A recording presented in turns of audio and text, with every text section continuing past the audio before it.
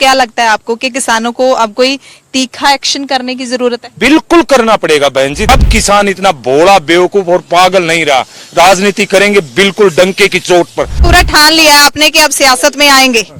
हाँ बिल्कुल, हमारे संयुक्त किसान मोर्चा को फैसला लेना चाहिए। अब हमारे प्रतिनिधि चुनकर किसान भेजेगा।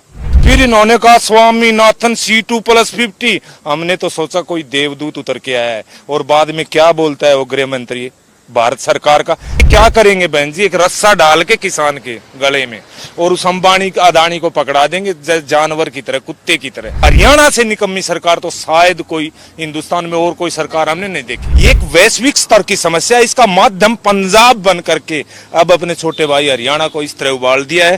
अनुभवहीन लोगों का और घमंडी अहंकारी लोगों का गिरोह है, हम सरकार नहीं कह सकते इसको। 5 पापियों का गिरोह है। इसमें एक तो क्रिकेटर, एक फिल्म वाले, एक मीडिया, एक कारपोरेट और एक राजनीति। ये कड़ी है आपस में जुड़ करके। ਸੋ ਕੀ ਲੱਗਦਾ ਤੁਹਾਨੂੰ, ਜੇ ਆਪਾਂ ਮੋਰਚੇ ਦੀ ਗੱਲ ਕਰ ਲਈਏ 7 ਮਹੀਨੇ ਤਾਂ ਹੋ ਗਏ ਹੁਣ ਤੁਹਾਨੂੰ ਬੈਠਿਆਂ ਨੂੰ, ਹੋਰ ਕਿੰਨਾ ਟਾਈਮ ਬੈਠਣਾ ਪਊਗਾ? ਸਰਕਾਰ ਦਾ ਰੌਂ ਨਹੀਂ ਦਿਖ ਰਿਹਾ ਕਿ ਕਾਨੂੰਨ ਰੱਦ ਹੋਣਗੇ। देखो जी, ये तो सरकार की मर्जी है। जब तक कानून रद्द नहीं हम उठने वाले नहीं है। तो एक सरदारा सिंह जौल हैगे ने ਖੇਤੀਬਾੜੀ ਅਰਥਸ਼ਾਸਤਰੀ, ਉਹ ਸਲਾਹ ਦੇ ਰਹੇ ਨੇ ਕਿਸਾਨਾਂ ਨੂੰ ਵੀ ਕੋਈ ਦੂਸਰਾ ਬਦਲ ਲੱਭ ਲਓ, ਕਿਸਾਨਾਂ ਦੇ ਨਾਲ ਗੱਲਬਾਤ ਕਰਨ ਦੇ ਲਈ ਕਿ ਕਾਨੂੰਨਾਂ ਦੇ ਵਿੱਚ ਬਦਲਾਅ ਵਰਗਾ ਕੋਈ ਬਦਲ ਲੱਭ ਲਓ। ਤੁਹਾਨੂੰ ਸਲਾਹ ਪਸੰਦ है ਇਹ? वो तो सरकार, देखो जी, बदलने को तो एक ही चीज बदलनी है, एमएससी की गारंटी दे दो, बस बदल गया सब कुछ। उस चीज की गारंटी दे दो, हमने जो चाह रहे हैं। तो क्या लगता है आपको कितने महीने और यहाँ पे बैठना पड़ेगा? देखो जी, वो तो सरकार चाहे आज उठा दो या कल उठा दो, सरदार की मर्जी है। तो हाँ, बाकी हम बैठे हुए अड़े हुए हैं। मुश्किल कोई नहीं आती आपको? मुश्किल नहीं है, कोई मुश्किल नहीं है। फिर भी घर से बाहर रहना हो तो मुश्किल तो होती है ना। ये तो, हमारे फौजी भाई भी तो बाहर रहते हैं जी, उनको मुश्किल नहीं है। हम भी अपनी लड़ाई लड़ रहे, वो भी अपनी लड़ रहे। मतलब मुश्किल, किसान से ज्यादा परिपक्व है कोई इस देश में? मतलब मुश्किल तो है, किसान मानते नहीं। नहीं, मुश्किल देखो ठिठुरती ठंड में, जनवरी फरवरी की ठंड में और जून जुलाई की गर्मी में जो किसान अपनी जमीन को चीर कर खेती करता है, उसके लिए क्या है? ये संघर्ष चलेगा। ये क्रांति है, कोई छोटी मोटी चीज नहीं है, वैश्विक क्रांति है। ये मत समझो अकेले किसान के। आज पूरे देश में हर वर्ग, आप ये बता दो कोई भी सेक्टर अगर इस सरकार की नीतियों से या सरकार से संतुष्ट हो तो ये तो एक अब धीरे धीरे करके हर वर्ग जुड़ता जा रहा है। मजदूर तबका है वो बर्बाद है, कर्मचारी तबका है उसको छटनी की जा रही है, सारे हमारे सरकारी संस्थान हैं वो बेचे जा रहे हैं धीरे धीरे करके, और कितने बेहुदा बकवास करके बेचे जा रहे हैं। देखो एयरलाइंस बेच दी ये कह के कि ठीक नहीं चल रही है, इन्होंने रेलवे बेच दी ये कह के ठीक नहीं चल रही है, इन्होंने BPCL बेच दी, BSNL बेच दी, LIC बेच दी। अब तब तो ये कह देंगे कि भाई देश भी ठीक नहीं चल रहा है, देश भी अंबानी अदानी को दे दो। फिर प्रधानमंत्री किस बात के लिए बनाए थे ये? तो अभी नहीं, एक चीज देखो कितना आज इनका लगभग 3,96,000 अकेला खाने का खर्चा है एक दिन का। एक दिन का खर्चा है। कितने इनकी सिक्योरिटी, 7 सालों में 100 करोड़ का होगा। हाँ, कितनी सिक्योरिटी का खर्चा है? ये राजभवनों का खर्चा आज 8,000 करोड़ का जहाज लेकर के बैठ गया जो आदमी, उसको शर्म आनी चाहिए। रेलवे उनसे नहीं चल रही। ये सरकारी संस्थान, सरकार के पास संसाधन है, कानून बनाने की ताकत है, सजा देने की जो हमारे सरकारी संस्थानों की दुर्दशा थी, बजाय उसको ठीक करने के उसको बेच देना उचित है। जब ये नहीं कर सकता, सरकार नहीं कर सकती, वो अकेला अंबानी अदानी कैसे कर देगा? ये तो निराधार इस देश को बेचने की तैयारी है। ये सेक्टर बचा हुआ था एग्रीकल्चर सेक्टर। किसको बेचा जा रहा है आपको? अंबानी अडानी को? उनके इतने बिलियन डॉलर क्यों आमदन बढ़ रही है, क्या लगता है? यही तो बात है बहन जी। अगर हम आपसे पूछें 2014 मार्च में मात्र अंबानी की संपत्ति 3,48,000 करोड़ थी, जो 2020 में बढ़कर 13,10,000 करोड़ पहुंच गई। जो 23 स्टेट्स हैं, हमारे प्रांत हैं, 23 राज्य हैं, उनका टर्नओवर नहीं है। बाकी पूरे देश में हर सेक्टर में त्राहीमाम, हर सेक्टर में त्राहीमाम। युवाओं को रोजगार नहीं है। आज देश कहां जा रहा है? ये देश 2014 में ये देश एक विकसित देशों की अग्रणी गिनती में खड़ा था।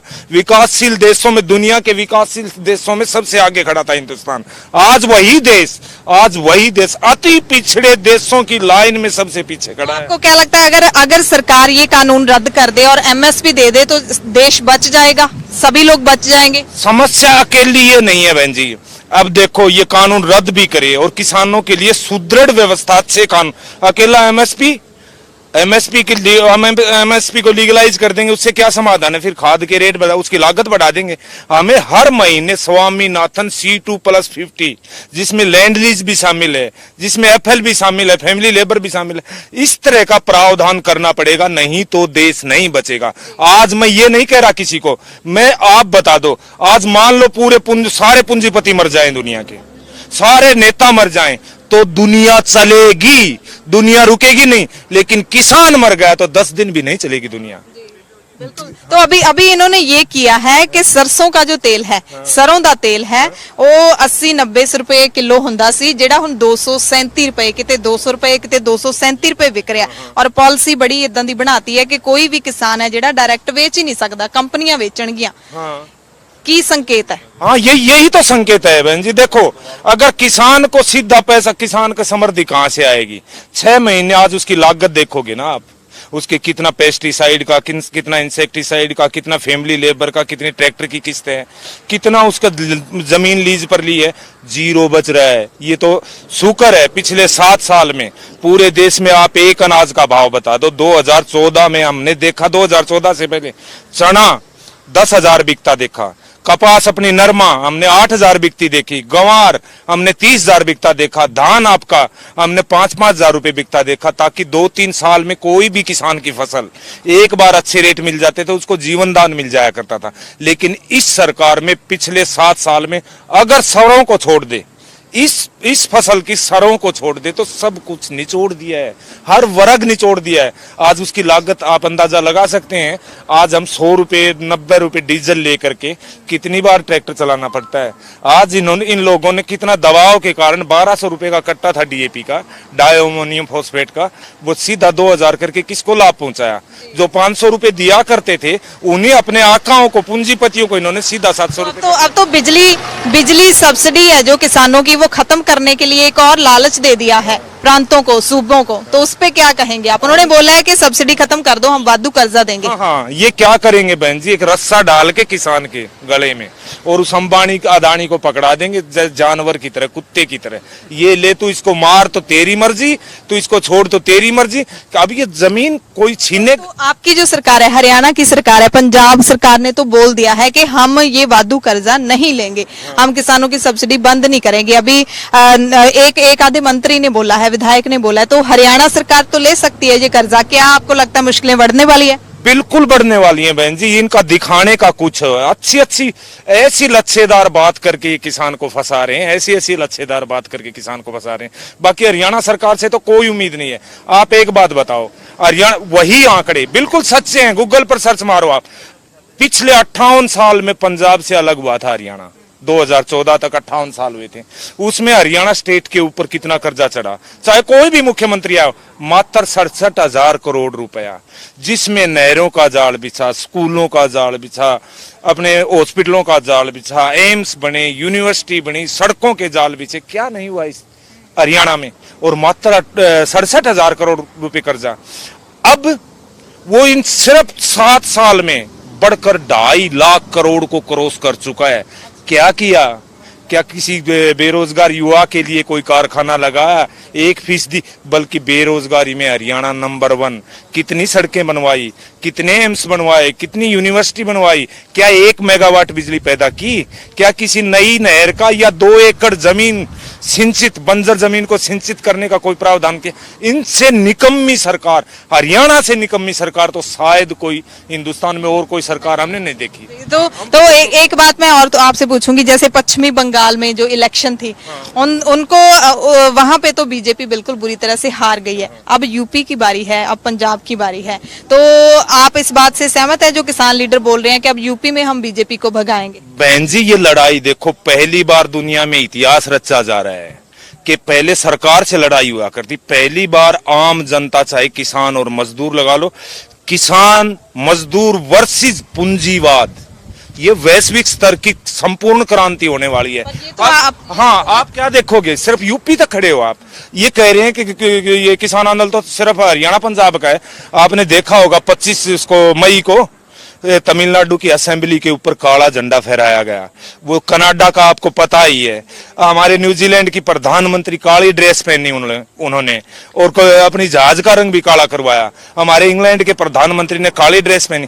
ये एक वैश्विक स्तर की समस्या है। इसका माध्यम पंजाब बन करके अब अपने छोटे भाई हरियाणा को इस तरह उबाल दिया है कि कोई पीछे नहीं रहेगा। हर वर्ग, पूरा देश और फिर संपूर्ण दुनिया, ये वैश्विक क्रांति होने वाली है। कहीं इस मुगालते में ना हो ये हम यूपी में वो कर देंगे। इनका जब सच्चाई से, राजनीतिक सच्चाई से मुंह मोड़ने लग जाए ना राजनीति, तो उसकी दीवार सरकने लग जाती है। लेकिन अब ये तो आप तो बोल रहे हैं कि वैश्विक क्रांति आने वाली है, लेकिन मोदी सरकार टस से मस नहीं हो रही है। वो तो बोलते हैं कि कानून रद्द नहीं करेंगे, जो मर्जी हो जाए, वो तो नहीं कुछ कर रहे। तो क्या लगता है आपको कि किसानों को अब कोई तीखा एक्शन करने की जरूरत है? बिल्कुल करना पड़ेगा बहन जी। देखो, अब मैं इस सरकार की आप एक उपलब्धि बता दो, मैं मान जाऊंगा।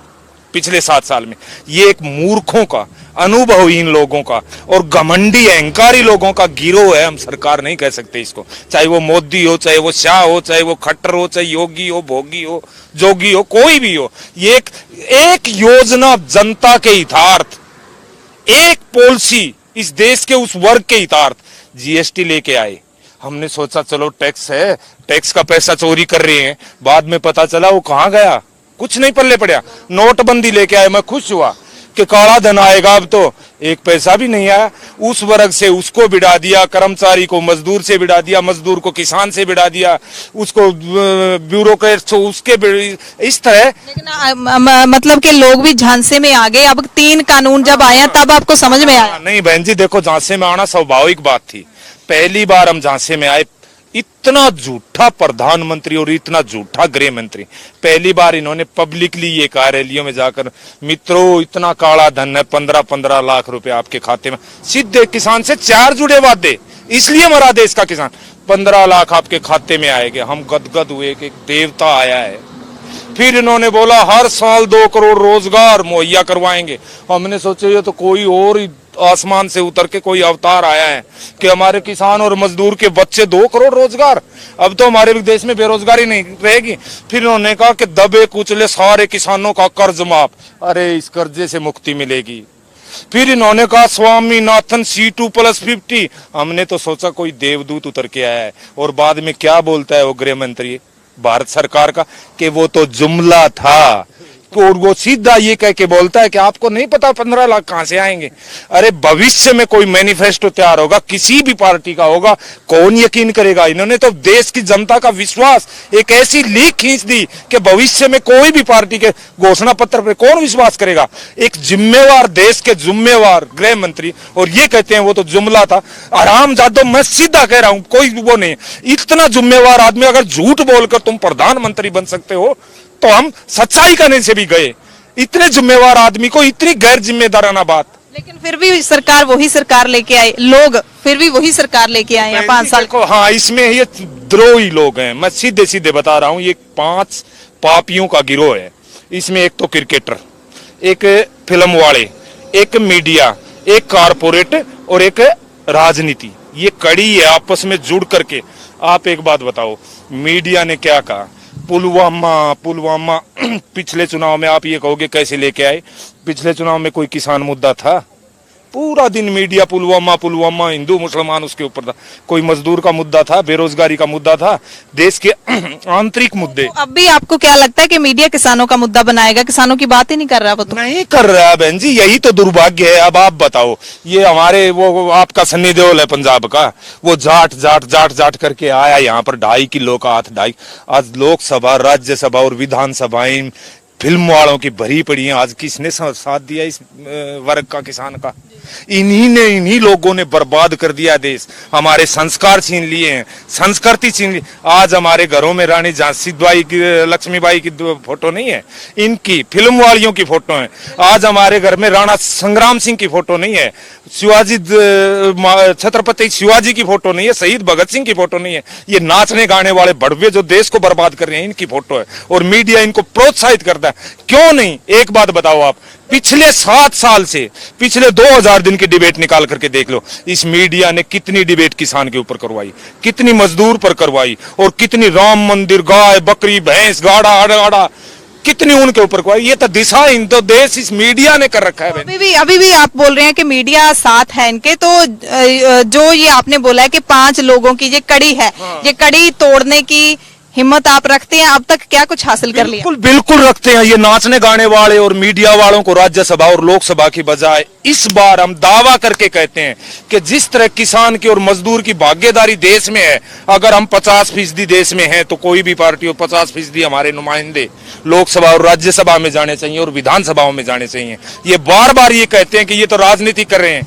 कहां लिख रखा है कि किसान राजनीति ना करे, मजदूर राजनीति? यही दुर्भाग्य है इस देश का कि उसने बेचारे ने बिदका दिया जाता है और उसको किनारे कर दिया जाता है कि वो तो राजनीति कर रहा है। खूब दिल ठोक के करेंगे, आगे मजबूती से करेंगे। लोकसभा में हमारे प्रतिनिधि भेजेंगे, राज्यसभा में और विधानसभा में भी, और हर पार्टी को ये सचेत करेंगे कि अब किसान इतना भोला बेवकूफ और पागल नहीं रहा, राजनीति करेंगे बिल्कुल डंके की चोट पर। इनसे अच्छे तो इनसे ज्यादा, अगर आज ये इतने बड़े विद्वान हैं तो आज हमारे संयुक्त किसान मोर्चा के 40-45 प्रतिनिधि हैं बहन जी, उनके सामने सरकार का कोई भी एग्रीकल्चर हॉर्टिकल्चर एक्सपर्ट बैठा के दिखा दो टेबल पे और एक लाइव टेलीकास्ट चलवा दो, मान जाएंगे हम, दूसरे दिन उठ जाएंगे। ये पूरा ठान लिया है आपने कि अब सियासत में आएंगे?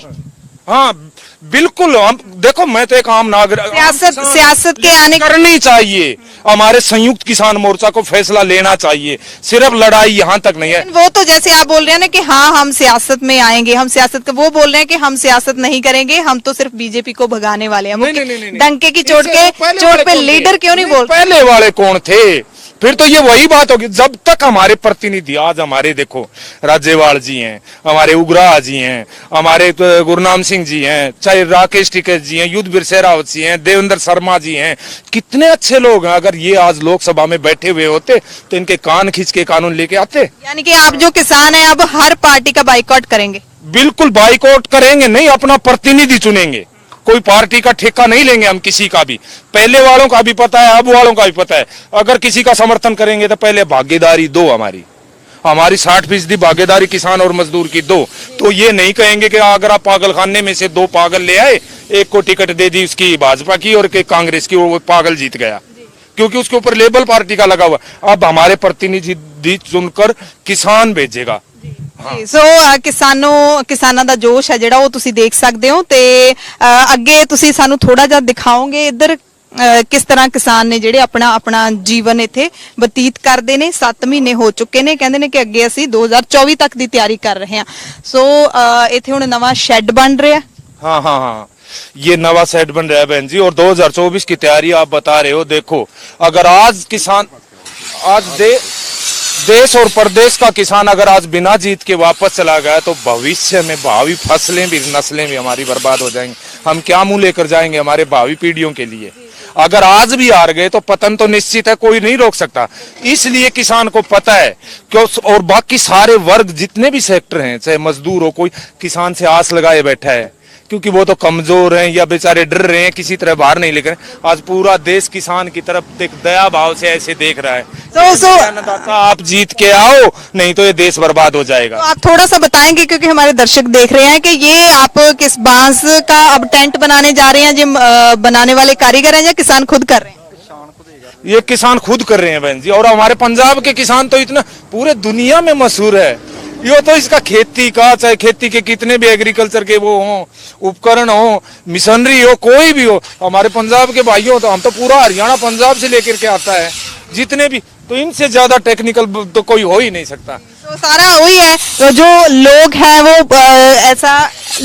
ऐसा सोचते हैं कि इतना प्रबंध कैसे कर लेते हैं किसान, इतना सारा कुछ पैसा तो लगता होगा ना। वो देखो बहन जी, उस वाहे जी की वो है मेर है, परमात्मा की मेर है, वो अपने आप कर देता। आप लंगर में जा करके देखोगे, हाँ, तो आप कर देता है प्रबंध। सो बापू जी पूरा दिन किਵੇਂ ਲੰਘਦਾ ਤੁਹਾਡਾ? ਸਵੇਰ ਤੋਂ ਸ਼ਾਮ ਤੱਕ ਕਰਦੇ? ਸੇਵਾ ਕਰੀ ਜਾਂਦੇ ਆ ਜੀ, ਸਾਰਾ ਦਿਨ ਉਹ ਲੰਗਰ ਚੱਲੀ ਜਾਂਦੇ ਆ, ਕਦੇ ਠੰਡੇ ਦਾ ਕਦੇ ਤੱਤੇ ਦਾ, ਦਿਨ ਉਹਦੀ ਟੱਪ ਜਾਂਦਾ ਜੀ ਸੇਵਾ ਚ। ਤਾਂ ਖੇਤਾਂ ਦੀ ਯਾਦ ਨਹੀਂ ਆਉਂਦੀ? ਖੇਤਾਂ ਦੀ ਯਾਦ ਕੀ ਆਉਣੀ ਸੀ ਜੀ, ਅਸੀਂ ਲੁੱਟ ਪੁੱਟ ਹੋ ਗਏ ਜਦੋਂ। एकदम भी 2000 आदमी आ जाएंगे तो उनका फटाफट सारा अंदर जाके देखो आप, सारी व्यवस्था कितनी। तो देख सकते हो ਤੁਸੀਂ, ਇਹ ਕਹਿੰਦੇ ਨੇ ਕਿ ਇੱਕਦਮ ਵੀ 2000 ਲੋਕ ਅਗਰ ਇੱਥੇ ਆ ਜਾਣ ਤਾਂ ਸਾਡੇ ਕੋਲ ਸਾਰਾ ਪ੍ਰਬੰਧ ਹੈ ਲੰਗਰ ਦਾ। ਇੱਥੇ ਰਾਸ਼ਨ ਜਿਹੜਾ ਸੁੱਕਾ ਰਾਸ਼ਨ ਪਿਆ ਹੋਇਆ ਹੈ, ਹਰੀਆਂ ਸਬਜ਼ੀਆਂ ਪਈਆਂ ਹੋਈਆਂ ਨੇ, ਇੱਧਰ ਕੂਲਰ ਨੇ ਜਿਹੜੇ ਉਹ ਵੀ ਪਏ ਹੋਏ ਨੇ, ਕੂਲਰ ਵੀ ਰੱਖੇ ਹੋਏ ਨੇ ਤੇ ਸਾਰਾ ਜਿਹੜਾ ਪ੍ਰਬੰਧ ਕਿਸਾਨਾਂ ਨੇ ਉਹ ਆਪਦਾ ਕੀਤਾ ਹੋਇਆ। ਇੱਧਰ ਮੰਜੇ ਨੇ ਜਿਹੜੇ ਰੁੱਖਾਂ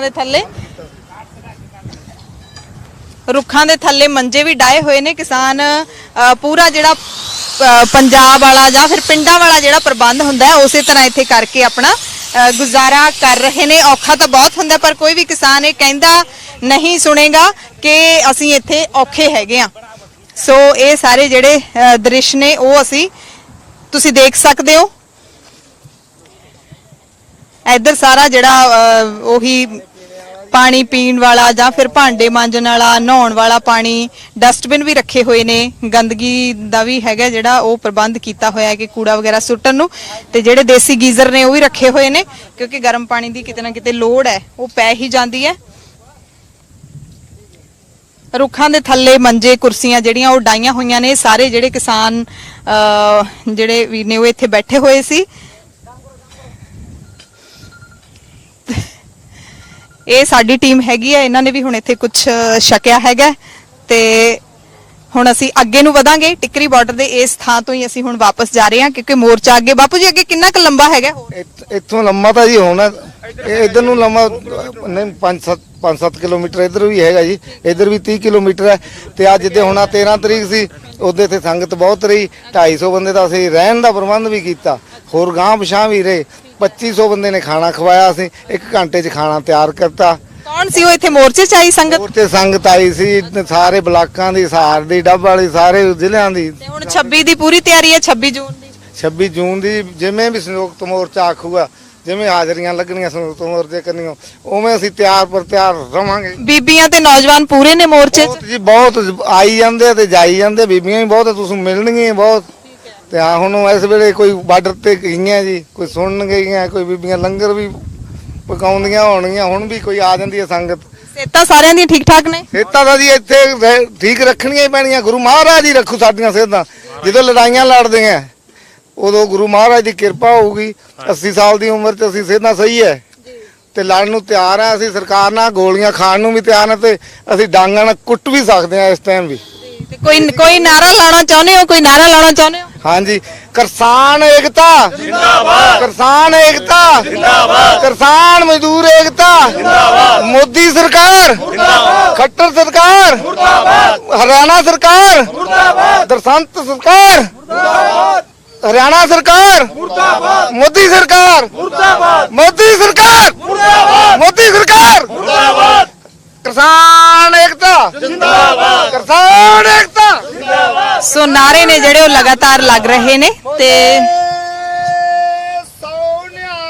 ਸਤਿ ਸ੍ਰੀ ਅਕਾਲ।